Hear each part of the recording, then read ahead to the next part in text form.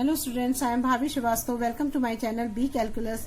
आज हम करेंगे pair of linear equation in two variables, chapter 3 exercise 3.3 का क्वेश्चन 1 का थर्ड पार्ट है ये ना। देखिए इसमें क्या दे रखा है क्वेश्चन में। इसने बोला है कि आपको इसने दो इक्वेशन दे रखी है। उसने बोला कि इसको आप लीनियर इक्वेशन को सब्स्टिट्यूशन मेथड से इसको सॉल्व कर रही है, ये बोला है इसने। सब्स्टिट्यूशन मेथड आपको आता है, मैंने आपको पहले भी इस क्वेश्चन को मैंने इंट्रोडक्शन में भी बताया है और फिर मैं दोबारा आपको बताती हूँ। देखिए हमें पहली इक्वेशन दे रखी है हमारी 3x minus y equal to 3 दे रखा है, ये हमारी फर्स्ट इक्वेशन है। और सेकंड इक्वेशन इन्होंने दे रखी है हमको। देखिए मैंने आपके फर्स्ट और सेकंड दो इक्वेशन लिख दी है ना। अब इन दोनों को मैं सॉल्व करती हूँ। देखिए अब कैसे सॉल्व करेंगे सब्स्टिट्यूशन मेथड से। इसमें क्या करेंगे हम, अब देखिए इसमें हम क्या करेंगे कि हमारा जो क्वेश्चन दे रखा है ये 3x माइनस 3 है, तो हम क्या करेंगे, एक किसी को जो सिंगल वाला होता है उससे ज्यादा लेने की कोशिश करनी चाहिए, उसको हम इधर कर देंगे और सारा जो है एक साइड में कर देंगे, तो उससे हमें y इक्वल निकल जाएगा ना, y को इक्वल पता लग जाएगा। तो हम क्या करते हैं कि ये माइनस में आंसर आएगा, अगर हम लिखेंगे तो माइनस वाई और ये भी माइनस में हो जाएगा। तो हम क्या करेंगे 3 को इधर ले आते हैं, तो 3x minus 3 equal to Y इधर जाएगा तो प्लस का हो जाएगा। तो ये हो गया, तो हमारा ये आ गया y equal to 3x minus 3। ये हो गई हमारी थर्ड इक्वेशन, ये हमारी थर्ड इक्वेशन हो गई। अब देखिए क्या करेंगे, अब सब्स्टिट्यूटिंग करना है ना। सब्स्टिट्यूटिंग क्या है हमारा y equal to 3x minus 3 in equation 2। Equation 2 में हमें रखना है ना। तो इक्वेशन 2 कितनी क्या है हमारी, ये है इक्वेशन 2 9x। तो इसमें हम रख देते हैं, तो ये हमारी इक्वेशन हो गई 9x minus 3y equal to 9 है। अब 9x तो ऐसे ही रहेगा और y की जगह हमारा क्या आ जाएगा 3, और इसको ब्रैकेट में रख दिए 3x माइनस 3, इसकी वैल्यू रख दीजिए जो हमने निकाली है, इक्वल टू 9 है। जब आप इसको खोलोगे तो क्या आएगा 9x माइनस 3 3 जा 9x माइनस 3 3 जा 9 इक्वल टू 9। अब देखिए इसमें ये प्लस का है और ये माइनस का है ना। अच्छा ये माइनस का है ना बाहर, तो जब इसको खोलेंगे तो इसका साइन तो प्लस का से माइनस हो जाएगा, ये माइनस है तो ये प्लस हो जाएगा। साइन का ध्यान रखिएगा आप, क्योंकि मैंने ब्रैकेट के बाहर इसीलिए रखा था कि ये साइन चेंज हो जाता है ना, तो साइन का ध्यान रखना है। अगर हम ब्रैकेट के बाहर माइनस होता है और अगर हम उसे ब्रैकेट को खोलते हैं तो सारे साइन चेंज हो जाते हैं, प्लस माइनस माइनस प्लस हो जाता है। तो ये प्लस था तो माइनस हो गया, ये माइनस था तो ये प्लस हो गया, ठीक है। अब देखिए अगर आप इसे देखो तो 9x प्लस का है और ये माइनस का है, तो ये दोनों कैंसिल हो जाएंगे। तो हमारा आंसर क्या बचा 9 इक्वल टू 9। लेकिन इसमें वेरिएबल तो कोई बचा ही नहीं, और जब वेरिएबल नहीं बता तो कैसे निकालेंगे। तो ऐसा होता है कि जब कोई क्वेश्चन ऐसा हो जिसमें आपके वेरिएबल ना बचे और सिर्फ आपका इस टाइप का आंसर बच जाता है, तो इसमें हमारे बहुत सारे सॉल्यूशन होते हैं, मैनी सॉल्यूशंस होते हैं। और ऐसी मैनी सॉल्यूशन किसमें होता है बताइए, याद है आपको। मैनी सॉल्यूशन होता था जो कॉन्सिडेंट होता था, जो लाइन एक दूसरे पे पैरेलल हो तो एक दूसरे पे ओवरलैप करती थी, उसे हम बोलते थे कॉन्सिडेंट। और कॉन्सिडेंट पे मैनी सॉल्यूशंस होते थे, और जिनमें सॉल्यूशन होते हैं उन्हें हम क्या बोलते हैं, कंसिस्टेंट बोलते हैं। क्या बोलते हैं, कंसिस्टेंट बोलते हैं। तो अब हम क्या करेंगे, अब क्या करेंगे हम कि जो ये हम अब इसमें तो हम आगे, अगर मान लो आप इसे मान लो हम x में यहाँ पर हम 9x की जगह पर 1 रख देते x ही, तब भी हमारा क्या आता है, तब भी ये कैंसिल हो जाते हैं। वो दोनों 9 9 आते हैं, अगर 2 रखते हैं तो 18 18 आते हैं। मतलब कुछ भी आप रखो लेकिन आंसर मतलब इसका वेरिएबल नहीं बचता है। लेकिन हमें जो है आंसर तो एक लाना है, क्योंकि आंसर उसने हमसे मांगा हुआ है। तो हम इसके लिए क्या करेंगे कि हम क्या करते हैं x इक्वल टू 1 ले लेते हैं, लेट कर लेते हैं x इक्वल टू 1 ले लेते हैं। तो जो हमारी पहली इक्वेशन है, पहली equation put value of x in equation 1। Equation 1 में हम रखते हैं, तो इक्वेशन 1 क्या है हमारी 3x minus y equal to 3 है।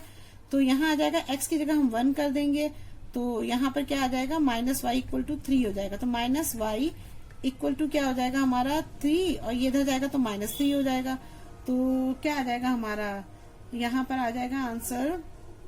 वैसे मैंने गलत किया, मुझे क्या करना चाहिए था, मुझे ये वाली इक्वेशन यूज करनी चाहिए थी, थर्ड वाली, क्योंकि ये तो हमने सॉल्व करी हुई ना। तो आप इसी को यूज करो, नहीं तो आप खुद कंफ्यूज हो जाओगे ना, इसे काट दो। तो ये है इक्वेशन हमारी 3x minus 3 equal to y equal to है ना 3x माइनस 3। तो अब हमारा क्या है, हमें x की वैल्यू पता है, तो हम यहाँ लिख देंगे 3 इंटू 1 हो जाएगा और माइनस 3। तो ये क्या हो जाएगा y इक्वल टू क्या हो जाएगा 3 माइनस 3, तो ये कट गया, तो y इक्वल टू 0 आ गया। वैसे आप इसको ऐसे भी करते तो आंसर इसका 0 ही आता, कि देखो यहाँ थ्री में से 3 करोगे तो 0 ही तो आंसर आएगा, तो यहाँ भी 0 ही आ रहा है आपका आंसर। तो आंसर दोनों ही कंडीशन में सेम आ रहा है, लेकिन हमने जब इसे सॉल्व किया तो हमें इसी थर्ड इक्वेशन में रखना चाहिए। तो ये हमारा आंसर आ गया y इक्वल टू 0। तो हमारे 2 आंसर आ गए ना, x इक्वल टू 1 और y इक्वल टू 0। तो ये हमारे एक तो हमने आंसर निकाल ही दिया, एक सॉल्यूशन निकाल ही दिया। इसमें तो मैन्युअल सॉल्यूशन है, अब कोई जरूरी नहीं है कि आप सॉल्व करो तो आपका आंसर यही आए, क्योंकि मैन्युअल सॉल्यूशन का मतलब ये कि कोई भी आंसर आ सकता है, बहुत सारे आंसर हैं। और देखो इसको एक तरीका और होता है करने का, कि अगर हम इसको देख लो, अब जैसे ये है हमारा जो हमने आपने जो फॉर्मूला जो था उसे कंपेयर करना था, वो क्या था, ax1 प्लस ax स्क्वायर नहीं a1 square b1x plus c1 equal to 0, ये माना था हमने। तो हमारी इक्वेशन ये है, तो हमारा a1 कितना आया था, 3 था, b1 कितना था हमारा -1 हो गया, और c1 कितना है हमारा, ये इधर ले जाएंगे ना इसको, जब इस तरह की इक्वेशन लिखेंगे तो ये -3 हो जाएगा ना। देखो जब अगर हम इसको इससे कंपेयर करेंगे तो 3 को इधर ले जाना पड़ेगा, तो ये हमारी इक्वेशन बन जाएगी ना 3x माइनस वाई -3, तो ये यहाँ -3 लिखेंगे। इन चीजों का आप ध्यान रखना, नहीं तो ये आपको बाद में प्रॉब्लम करेगा ना। तो अब ये हमारा हो गया। अब दूसरी इक्वेशन क्या थी हमारी, ये थी, तो इसका हमें फॉर्मूला यूज करना था a2x square plus b2x plus c2 equal to 0। अब देखिए इसमें भी वही है 9x, तो a2 कितना है हमारा 9 है, और b2 कितना है हमारा -3 है, और c2 कितना है हमारा, इधर ले जाएंगे इसको, जैसे इसमें लिखा हुआ है c2, तो ये क्या हो जाएगा -9 हो जाएगा। तो ये हमने 2 चीज निकाल ली ना। अब आप क्या करो, इसको जैसे हमने फॉर्मूला करा था, तो आपके हिसाब से जो है इसका आंसर जो है, इसमें मैनी सॉल्यूशंस निकल रहे हैं, क्योंकि ये कैंसिल हो रहा है। तो मैनी सॉल्यूशन का कौन सा होता है आंसर, क्या होता है, वो कॉन्सिडेंट होता है। कॉन्सिडेंट में कौन सा फॉर्मूला यूज होता है, ये वाला फॉर्मूला यूज होता है, जिसमें सारे इक्वल आते हैं ना। तो a1 upon a2 b1 upon b2 equal to c1 upon c2। अब हम देख लेते हैं कि इसका आंसर आता नहीं है, क्योंकि हमारे हिसाब से ये कॉन्सिडेंट होना चाहिए, और मैनी सॉल्यूशन होना चाहिए, और दूसरा क्या होना चाहिए, और ये कंसिस्टेंट होना चाहिए। ये 3 कंडीशन इसमें होनी चाहिए। तो अब हम देख लेते हैं रख के। तो देखिए हमारा a1 3 है, और ये कितना है हमारा 9 है, और ये है हमारा b1 कितना है -1, और b2 कितना है -3, और c2 है हमारा c1 है हमारा -3, और ये है हमारा -9। अब देखो अब इसे सॉल्व करो, 3 1 जा 3, 3 3 जा 9, माइनस से माइनस कैंसिल हो गया, 3 1 जा 3, 3 3 जा 9, माइनस से माइनस भी कैंसिल हो गया। तो सबके आंसर क्या आ रहे हैं यहाँ पर, 1/3 1/3 1/3, और यही हमारी कंडीशन भी थी। तो इसका मतलब ये सही है, हम ऐसे भी इसको चेक कर सकते हैं। तो ये दोनों ही चीजें आप इसको कर सकते हैं। अब करते हैं नेक्स्ट क्वेश्चन फर्स्ट का 4th पार्ट। देखिए ये है हमारा क्वेश्चन फर्स्ट का 4th पार्ट। इसमें दे रखा है 0.2x 0.3y equal to 1.3, 0.4x equal to 0.5y equal to 2.3। देखिए इस टाइप के क्वेश्चन में क्या करते हैं, पहले हम कोशिश करते हैं कि डेसिमल को खत्म कर दें। तो डेसिमल खत्म करके मतलब क्वेश्चन को ऐसे ही सॉल्व करना चाहिए। आने को आप ऐसे भी कर सकते हो, लेकिन क्वेश्चन करने का एक तरीका होता है कि जिससे हम इजी वे में उस क्वेश्चन को हम कर सकें। तो देखिए हमारा ये 0.2 है x, तो ये पॉइंट की जगह क्या होता है 1 हो जाता है। जितने डिजिट बाद में होते हैं तो उतने 0 आ जाते हैं। 1 डिजिट है तो 1 आ गया। यहाँ पर भी ऐसे होगा 0.3y है, यहाँ पर डेसिमल की जगह 1, और डिजिट के बाद जितने डिजिट है डेसिमल के बाद उतने 0 इक्वल टू 1.3। यहाँ भी 1, देखो 1 है, डिजिट पे हमने 1 लिख दिया और डेसिमल पे, और डिजिट कितने हैं 1 है, तो 0 1 0 आ गया, हमारा ये बन गया। तो अगर हम इसका एलसीएम लेंगे तो क्या होगा, यहाँ 10 हो जाएगा, तो ये हमारा आ जाएगा 2x प्लस 3y हो जाएगा ना, इक्वल टू क्या हो जाएगा 13, डेसिमल तो हटा दिए ना हमने, अपॉन 10 हो जाएगा। अच्छा देखिए इस बात का ध्यान रखिएगा कि आप कहीं ये सोचो कि मैंने देखो अभी 10 10 है, दोनों इक्वल हैं, तो हम इसको इससे कैंसिल कर सकते, लेकिन इस कंडीशन में कैंसिल नहीं कर सकते थे हम, क्योंकि ये तो एलसीएम नहीं निकला हुआ है ना, ये तो अलग अलग टाइम है, तो इसे कैसे कैंसिल कर सकते हैं। तो सबसे पहले हम एलसीएम लेंगे तब हम इसे कैंसिल कर सकते हैं। तो ये हमारा कैंसिल हो गया। तो अब हमारी इक्वेशन क्या बन गई, 2x plus 3y equal to 13। ये हमारी फर्स्ट इक्वेशन थी। और अब हम जब इसको सॉल्व करते हैं तो ये क्या हो जाएगा, 2x को यहीं पे रहने दीजिए, और ये हो जाएगा हमारा 13 माइनस 3y, और इसके आगे क्या हो जाएगा, x इक्वल टू हो जाएगा 13 माइनस 3y अपॉन 2 हो जाएगा ना। ये हो गई हमारी थर्ड इक्वेशन। अब हमारी सेकंड इक्वेशन है, इसको भी हम सॉल्व करते हैं।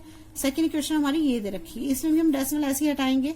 तो ये 0.4x है, तो यहाँ ये डेसिमल हटा, यहाँ पे आ जाएगा 10x, यहाँ 0.5 था, यहाँ डेसिमल हटा, यहाँ 10 y है और इक्वल टू यहाँ हो जाएगा 2.3/10 हो जाएगा। डेसिमल हटा, यहाँ भी 0 आ गया। तो हमारी इक्वेशन बन गई 4x/10 x plus 5y/10 equal to 223/10। अब हम इसका एलसीएम लेंगे तो क्या आएगा 10, तो यहाँ आ जाएगा हमारा 4x plus 5y equal to कितना हो जाएगा 23/10 हो जाएगा। 10 से 10 कैंसिल हो गया, तो यहाँ हमारी इक्वेशन बन गई 4x plus 5y equal to 23। ये क्वेश्चन हमारी सेकंड है, सॉल्व रही है ना। अब हम वही करेंगे जैसे हमने पहले करा था, सब्स्टिट्यूटिंग मेथड से करना है ना। तो हम यहाँ लिखेंगे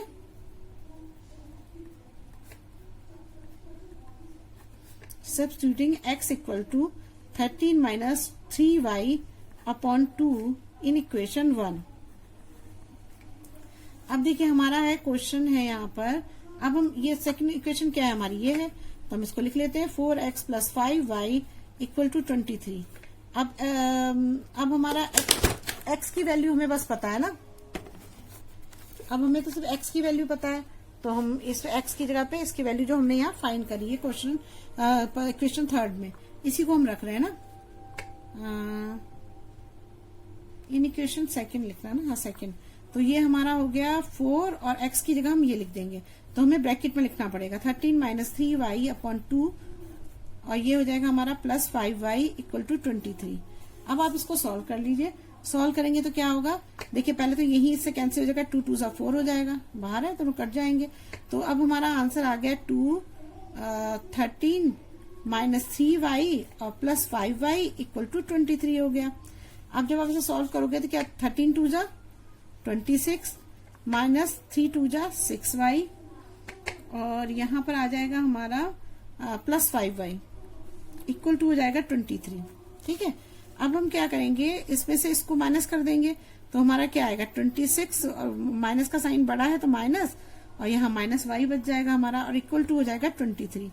अब हम क्या करेंगे, माइनस y को यही रहने देंगे और इस नंबर को इधर ले जाएंगे, तो 23 और ये माइनस 26 हो जाएगा। तो यहाँ क्या बचेगा हमारा माइनस y और 26 से 23 जाएंगे तो क्या बचेगा माइनस का 3, क्योंकि माइनस का 26 बड़ा है तो माइनस आ जाएगा, माइनस से माइनस कैंसिल हो गया हमारा। तो यहाँ पे क्या आ जाएगा हमारा y इक्वल टू 3 आ जाएगा।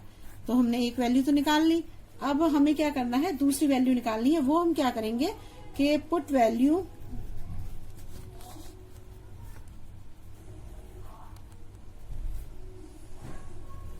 y equal to 3 in equation third.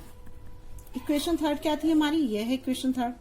तो ये है हमारी x equal to 13 minus 3y/2। अब इसमें हम y की वैल्यू 3 रख देंगे, तो हमारा क्या हो जाएगा 13 माइनस 3 इंटू क्या है हमारा 3 इंटू 3 आया ना, हाँ 3 लिख देंगे अपॉन 2 हो जाएगा। तो यहाँ आ जाएगा हमारा 13 माइनस 3 3 जा 9 अपॉन 2 हो जाएगा। 13 में से 9 जाएगा तो क्या बचेगा हमारा 10 4 बचेगा, 4 अपॉन 2, तो 2 2 जा 4। तो इसका मतलब हमारी x की वैल्यू क्या आ गई 4 आई, x की वैल्यू 2 आ गई है और y की वैल्यू हमारी कितनी आई है 3। तो ये दो आंसर हो गए हमारे, बस यही हमें निकाला था इसमें। समझ में आ रहा है आपको, मैंने कुछ नहीं किया, मैंने बस क्या करा कि इसमें थर्ड इक्वेशन में मैंने जो y की वैल्यू निकाली थी वो मैंने इसमें पुट कर दी। जब मैंने कहा तो 13 माइनस 9 आ गया, तो 4 अपॉन 2 बचा तो 2 आ गया, तो x की 2 वैल्यू आ गई, y की 3 हमने निकाली है। बस यही इसका आंसर है। अब नेक्स्ट करते हैं। देखिए ये हमारा है फर्स्ट का 5th पार्ट, इसमें √2x plus √3y equal to 0 है, ये हमारी पहली इक्वेशन है। तो अब हम इसमें क्या करेंगे कि देखिए इस क्वेश्चन में क्या करते हैं हम, यहाँ पे भी ऐसे ही क्वेश्चन दे रखा है, ये भी मतलब अंडर रूट में है दोनों ना, तो हम क्या करते हैं इसी वाले को सॉल्व कर लेते हैं। तो ये हमारा हो जाएगा √3x इक्वल टू √8y हो जाएगा, इसको इधर ले जाएंगे। तो यहाँ अगर x को हम यहाँ छोड़ेंगे तो यहाँ क्या आएगा √8 अपॉन √3 हो जाएगा। √8 जो है हमारा y है और ये √3 ऐसे है कि x हमने यहाँ छोड़ दिया, तो ये हमारी बन गई थर्ड इक्वेशन। अब हम क्या करते हैं इस इक्वेशन को इसमें रख देते हैं। तो आप लिख दो substituting x equal to √8y upon √3 in equation 1। ये आपका ऐसा नहीं है कि आप 1 को ही सॉल्व करो या 2 को ही सॉल्व करो, ये आपकी मर्जी है। आप क्वेश्चन को चाहे ऐसे करो चाहे वैसे करो, कैसे भी करो, आंसर उसका वैसा ही आएगा। ठीक है ना। अब देखिए, अब मैंने यहाँ पर क्या करा, ये x की वैल्यू ये लिख दी। अब मैं ये वाली इक्वेशन में अब x की वैल्यू पुट करूंगी। तो ये मेरा इक्वेशन है, मैं दोबारा से लिख देती हूँ, इक्वल टू 0 है। अब √2 है, इसकी जगह हम रखेंगे x की जगह ये रखेंगे, तो ये हो गया हमारा √8y अपॉन √3 हो गया, और यहाँ हो गया मेरा √3y हो गया, इक्वल टू 0 हो गया। अब देखिए, अगर ये दोनों ही अंडर रूट में, तो इन दोनों को तो हम मल्टीप्लाई कर सकते हैं। तो ये हो जाएगा हमारा √16, 8 2 16 हो जाएगा ना, 16, और यहाँ हो जाएगा हमारा y हो जाएगा, यहाँ पर होगा हमारा √3 हो जाएगा, और ये हो गया हमारा प्लस √3y हो जाएगा। अब हम क्या करेंगे, इसका एलसीएम ले लेंगे, क्योंकि यहाँ कुछ नहीं है ना, तभी कैसे, ऐसे तो हम सॉल्व कर नहीं सकते, एलसीएम तो लेना ही पड़ेगा हमें। तो हम ये √3 एलसीएम लेते हैं, तो यहाँ पर तो √16y ही आएगा, लेकिन यहाँ पर क्या आ जाएगा, √3, मतलब √3 को √1 है ना, 1 से डिवाइड करके √3 बचेगा। तो जब हम √3 को √3 से मल्टीप्लाई करते हैं तो आंसर क्या आता है, 3 आता है। इसका भी रीजन मैंने आपको बताया था कि √3 का मतलब होता है 1/2, और इसका भी 1/2 हुआ।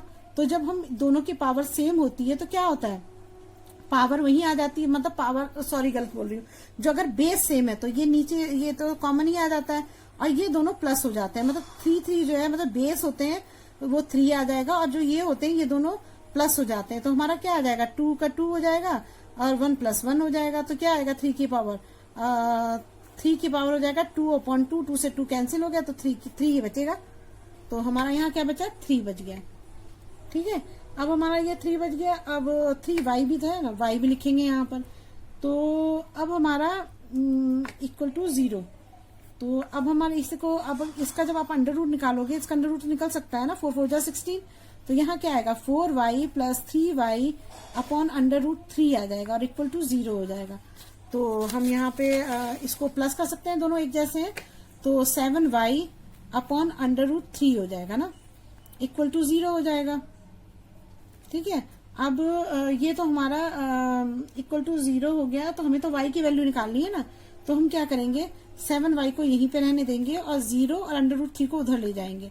तो जब √3 को आप उधर ले जाओगे तो यहाँ क्या बचेगा, 0 आ जाएगा यहाँ पर। तो y इक्वल टू क्या आएगा, आपका आंसर 0/7 आ जाएगा,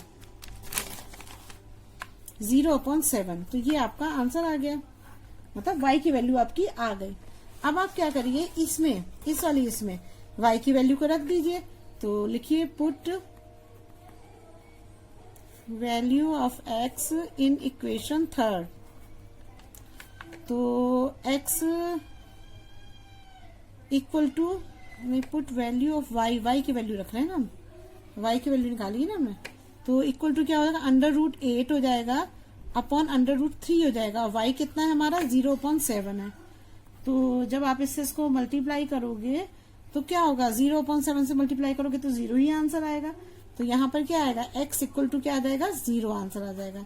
तो हमारे 2 आ गए, एक x इक्वल टू 0 हो गया, y इक्वल टू 0/7 हो गया। बस यही निकालना था हमको। अब नेक्स्ट करते हैं। समझ में आ गया आपको, अच्छे से नहीं आया, मैं इस चीज को दोबारा से एक बार आपको समझाती हूँ। यहाँ पर ये जगह है, यहाँ पर समझाती हूँ। देखो, ये √3 इंटू √3 है। ठीक है, √3 का मतलब ये होता है 3 1/2, 3 1/2 होता है। ठीक है, अब देखो, अब इसमें जब हम करेंगे तो आपको पता है कि जब बेस सेम होते हैं तो ऊपर के जो पावर्स होती है वो प्लस हो जाती है। तो यहाँ 3 आ जाएगा, दोनों की पावर सेम है, और इन पावर्स को हम प्लस कर देंगे। तो जब हम इन्हें प्लस करेंगे तो यहाँ पर क्या आएगा, 3 1/2 का एलसीएम लेना पड़ेगा हमें, तो 2 एलसीएम आ गया। तो यहाँ क्या आएगा, 1 + 1 आ जाएगा। तो यहाँ क्या आएगा, 3 2/2, 2 से 2 कैंसिल हो गया। तो यहाँ 3 की पावर 1 मतलब 3 आ गया। तो मैंने यहाँ 3 लिखा है, देखिए यहाँ मैंने 3 लिखा है। ये आपको पता होना चाहिए बेसिक चीज की कोई चीज कैसे आती है, तभी आप आगे क्वेश्चन को इजीली कर पाओगे। देखिए, फर्स्ट का लास्ट पार्ट है, 6 पार्ट है ये। 3x/2 - 5/3 equal to -2, x/3 + y/2 equal to 13/6 है। अब देखिए, इसमें हम क्या करेंगे, सबसे पहले तो हम इसे सॉल्व कर लेते हैं। तो सॉल्व करने के लिए हम क्या करेंगे, इसका एलसीएम लेंगे।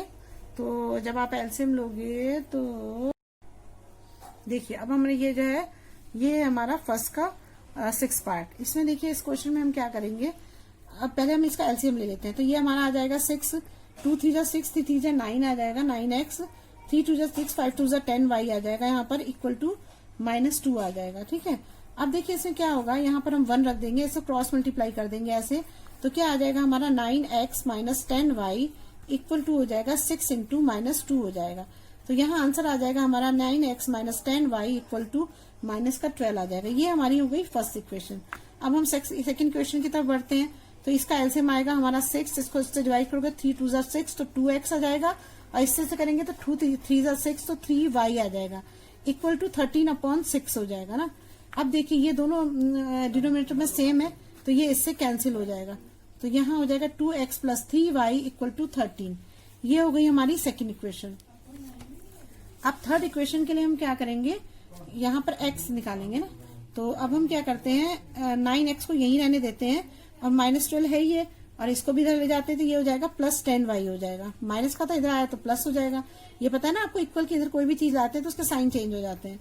तो हमारा यहाँ पर हो गया x इक्वल टू हो जाएगा -12 प्लस 10y अपॉन 9 हो जाएगा। ये हमारी थर्ड इक्वेशन हो गई।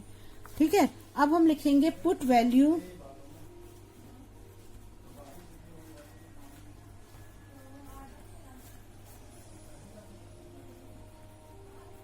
अपॉन 9 हो जाएगा ना। अब देखिए इन इक्वेशन, कौन सी इक्वेशन रखते हैं, चलो सेकंड में रख लेते हैं ना। इसका नंबर बड़ा है 9x 10y, इसका 2x 3y, ये तो हम इसी में रखते हैं। तो ये हो गया हमारा 2x plus 3y equal to 13 हो गया। तो हमें x की वैल्यू पता है, तो हम x की वैल्यू रख लेते हैं। यहाँ पर ब्रैकेट में रखना आप, क्योंकि साइन और सब चीजें देखनी पड़ती हैं। और ये हो जाएगा हमारा प्लस 3 इक्वल टू 13। तो अब इसमें कोई भी चीज मतलब वो नहीं हो रही है, मतलब कट नहीं रही है, तो हमको उसको मल्टीप्लाई करना पड़ेगा। 12 2 जा 24, और यहाँ हो जाएगा प्लस 10 2 जा 20y अपॉन हो जाएगा 9, अब प्लस 3y इक्वल टू 13। अब हमें यहाँ एलसीएम लेना पड़ेगा, तो 9 से मल्टीप्लाई हो जाएगा ऊपर वाला, तो -24 प्लस 20y प्लस 9 3 जा 27y अपॉन हो जाएगा यहाँ पर 9 हो जाएगा ना, और इक्वल टू हो जाएगा 13।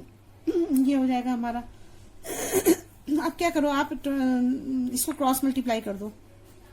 क्रॉस मल्टीप्लाई करोगे तो क्या आएगा, -24 plus 20y plus 27y equal to हो जाएगा 13 इंटू, ये 9 ऊपर चला जाएगा, इंटू 9 हो जाएगा ना।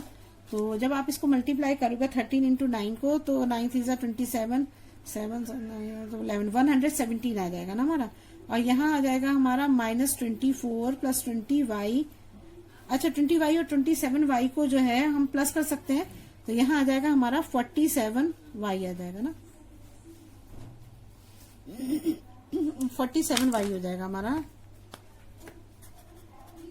ये हो जाएगा हमारा 47y, ये हो जाएगा हमारा। अब देखिए हम इसमें क्या करेंगे, अब हम क्या करेंगे, 24 को इधर ले जाएंगे, तो ये क्या हो जाएगा 47y इक्वल टू 117, और प्लस 24 माइनस था, इधर आके 24 हो जाएगा प्लस। अब हमारा ये y इक्वल टू हो जाएगा हमारा 1, इन दोनों को प्लस करोगे तो 7 4 का आ जाएगा 141 आएगा, 141 अपॉन 47 हो जाएगा। 47 3 जा होता है 141, तो y इक्वल टू क्या आ गया हमारा 3 आ गया आंसर। क्या आया हमारा, y इक्वल टू 3 आ गया हमारा। अब देखिए, अब हमें x की भी तो वैल्यू निकालनी है, तो मैं यहीं पे कर देती हूँ, put value of y in equation third. ये जो आपकी थर्ड इक्वेशन है इसमें रख दो आप। तो यहाँ हो जाएगा हमारा x equal to -12 plus 10y upon 9 है, तो ये हो जाएगा हमारा -12 और प्लस 10, 3 कितना, y कितना है 3 है, और अपॉन 9 है, तो -12 प्लस 10 3 जा 30 अपॉन 9। तो -12 में से 30 जाएगा तो क्या बचेगा यहाँ पर, 18 बचेगा। तो यहाँ बचेगा हमारा 18 अपॉन 9 हो जाएगा ना, 18 अपॉन 9, तो यहाँ आ जाएगा हमारा 9 2 जा 18। तो x की वैल्यू हमारी कितनी आ रही है 2, तो हमारी दो वैल्यू आ गई, x इक्वल टू 2 हो गया और y इक्वल टू 3 हो गया। ये दो वैल्यू लाई थी, दोनों वैल्यू आ गई। अगर आपको मेरी वीडियो अच्छी लगती है तो प्लीज लाइक और सब्सक्राइब करिएगा और शेयर करिएगा। Thank you.